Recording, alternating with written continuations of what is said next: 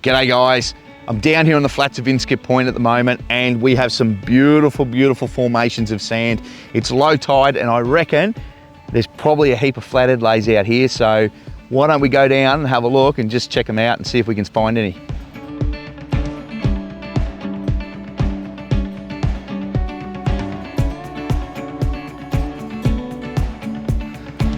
So what we're looking for is pretty much like a footprint of a flathead.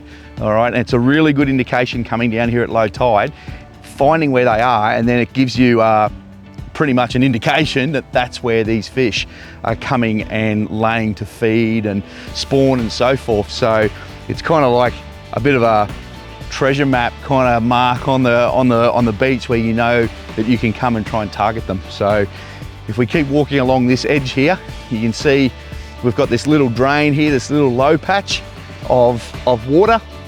As the tide comes up, the flathead will push up, chasing all the little whiting and stuff. And if we're lucky, if we come along this little side of this drain, we may come across a few marks. So all we've got to do is keep our eyes open and see if we can find one.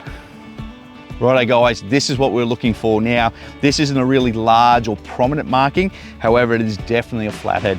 You can see he's pushed up with the tide here. He's right on the edge of the shallows, and this little mark here is where he's been laying. You can see his head here, pretty much, and then his body tapers out down like this, and that's a really good sign that's been flathead in this area.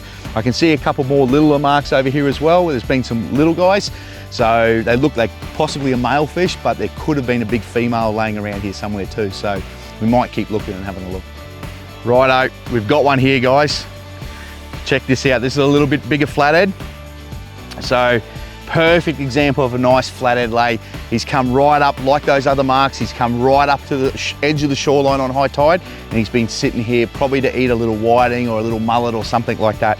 So very good example of a nice sized flathead. Now, if you're going to come and chase flathead, drop in and see the team at Tackle World Rainbow. We can tell you now, with this knowledge you've just learned, how to come back at high tide and catch this fish.